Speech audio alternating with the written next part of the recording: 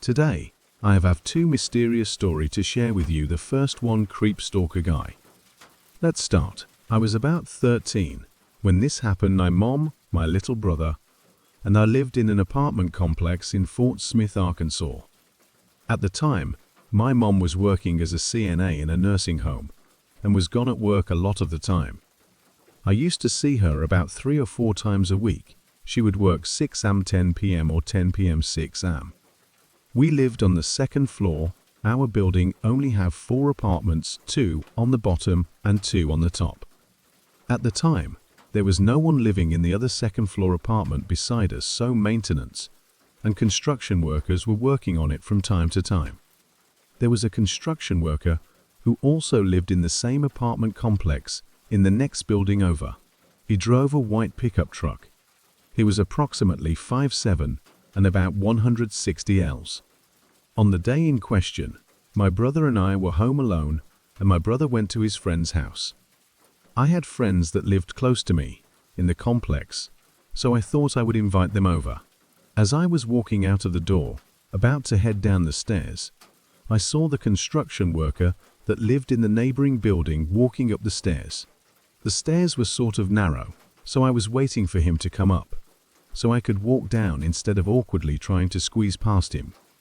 I assumed he was headed into the empty apartment, so I didn't think anything of it, although he was walking extremely slow up the stairs, which struck me as odd. We made eye contact, and for some reason, it sent chills down my spine, so I quickly looked away. Then he started to talk, and at that point, I froze. He called me by my full name, including middle and last. I'd never spoken to this guy in my life. That alone should have sent me running, but I was so scared I couldn't move. He started telling me about how my room was set up. At the time, I was obsessed with Monster High, and somehow he knew that. He told me my mom's and little brother's full name. He knew where my mom worked and her work schedule. He knew who mine and my little brother's friends were. He knew what time my mom came into my room to wake me up for school, and he knew what school I went to and what bus I rode. To remind you, he's slowly walking up to me while saying this, even in broad daylight. I was terrified.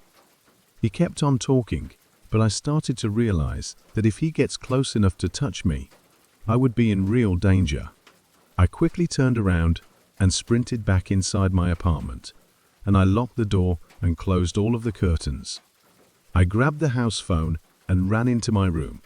I locked my bedroom door and got into my closet. I called my brother's friend's parents and told them not to let him come home.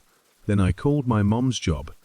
After talking to my mom, she came home about 20 minutes later, and we called the cops together. After giving my statement to the officers, they went to his apartment to talk to him. They came back and said that he didn't answer the door and they would start an investigation into him. One, if the other officers was looking inside of the bed of his truck. He came back told us that he saw baby shoes in there that likely belonged to a baby girl. Given the circumstances, that was very suspicious. After that day, we didn't hear anything from the police about it. My mom went to the office of our complex and explained the situation, showing her the police report, and I didn't see him or his truck anymore after that day. Thank God. So creepy, kid stalker construction guy. The second story is never knowing a binding contract. This story takes place over the span of around 35 years, beginning with a dream. For when I was in the 7th grade at the time, having a sleepover at a friend's house, I remember telling him about a dream. Just as we were heading to the local comic shop, from what I could remember of the dream, was in the dream I could see blonde-haired girl standing in a picture holding a skateboard.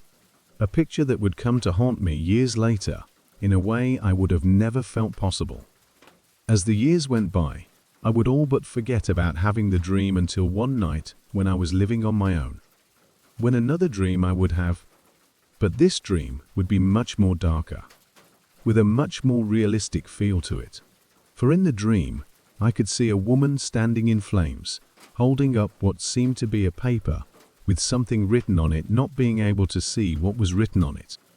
Just seeing her face as she stood there in agony screaming in pain, saying to me, "Don't do it," pointing to the paper she was holding up in her hand. Just as a strange, frightening, eerie feeling suddenly came over me. A feeling of dread, a feeling of I did not choose this person. Of what it meant at the time, I had no idea of what was to come or the days to come. When the woman in the flames then suddenly vanished. That was when faces of different girls began to appear one by one, showing only certain aspects of their face, leaving other aspects darkened. As if they were faces from a picture, not knowing at the time who they were. I would really fully never know. For ever since I could remember, I had always had a fear over a movie, with the movie being Carrie, that had came out in 1976. Never really knowing why until I went to see the one that came out in 2013. Then, on that day, I would know why.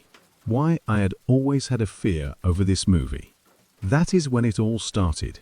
A week or two had gone by with the feeling never leaving me, a feeling of something inside of me was urging me to write something. And write something I did. A binding contract. The first one, but at the time, I did not know that many more would follow. That night, I could remember being forced awake, seeing a hand reaching for my face, followed with the feeling of something being ripped through my face. Falling to the floor, as I grasping for air. As the morning would come, I found myself at work feeling emotionally drained from life, from a lack of sleep. As a feeling of eeriness was all around me that day, a feeling that is really unexplainable, and that was when I first saw them. With the first one seeming as if he just suddenly appeared out of nowhere. The very first noticeable thing about him was his eyes, with what seemed to be a white light coming from his eyes, for a split second walking a short distance away from me. And that is when I noticed the second one, waking towards me. This one, a female with a walk that did not seem human, even though both of them very much looked human from a distance. With them seeming to be wearing clothing that someone would wear from the 1940s. And that is when I looked into her eyes. Eyes that one could tell were not that of a human up close, as the white around her blackened pupils was more like a solid pure pearl white. Much more than a human eye color could be, making it that every photo that I would see, after that, I would only see the person's eyes, as if I was looking at her. Grinning as she walked by me, her look said it all. "You belong to us now." Just as the male then walked over to me, grabbing my hand just as he slid his finger up the palm of my hand, with both of them then leaving just as quickly as they came. And for the next 11 years, the dreams would come and go. Dreams showing me not only girls that I would write a binding contract on, but dreams also showing me things that the girl would be doing in a television show or movie, while at the same time opening a door, revealing the next girl.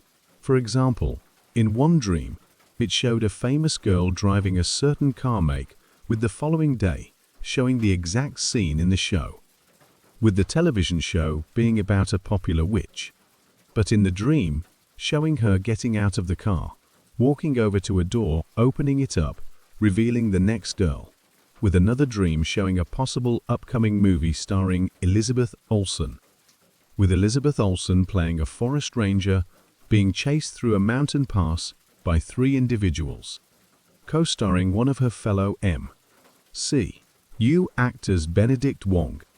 But just as in the second dream, as it would show the faces one by one. For one by one, I would encounter each of the girls, not all of them, but some of them just showing me that they could, until the final one. And now back to the second dream, for the papers that the woman in the flames was holding up, what I would later on in life thought that could have been binding contracts. But now I believe them to be short stories. A short story. Short stories that was sent in to a YouTuber for a contest around 3 or 4 years ago. For one day while at work, an actress came in shopping with her family, as she and her family then approached me, asking if we had a product in stock, in which we did not at the time. But as she and her family walked away, I overheard her say that she liked one of my short stories a short story that was sent to this YouTuber. A short story titled, A Place in Heaven Stories, by the way, that are not published, with the actress being one of others to come, others that I had written a binding contract on. Another instance on the short stories happened when two YouTubers, one of which I had sent the stories to, was talking about upcoming releases from CinemaCon.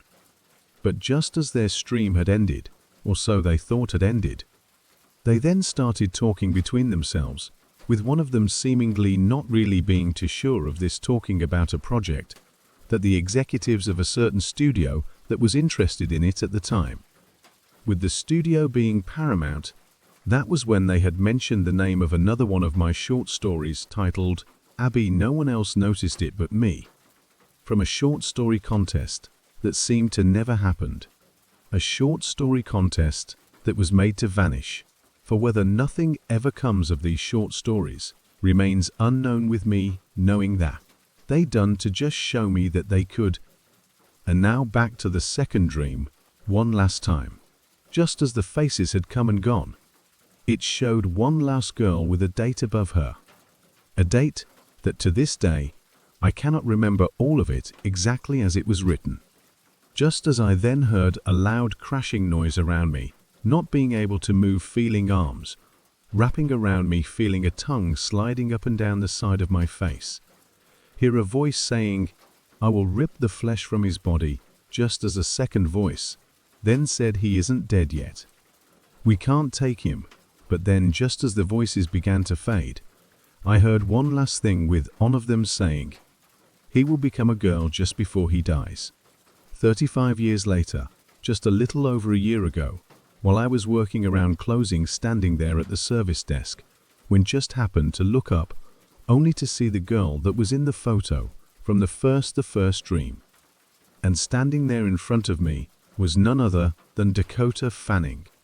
Till the final one by one, with me never knowing until then. Please subscribe and follow. See you in next video.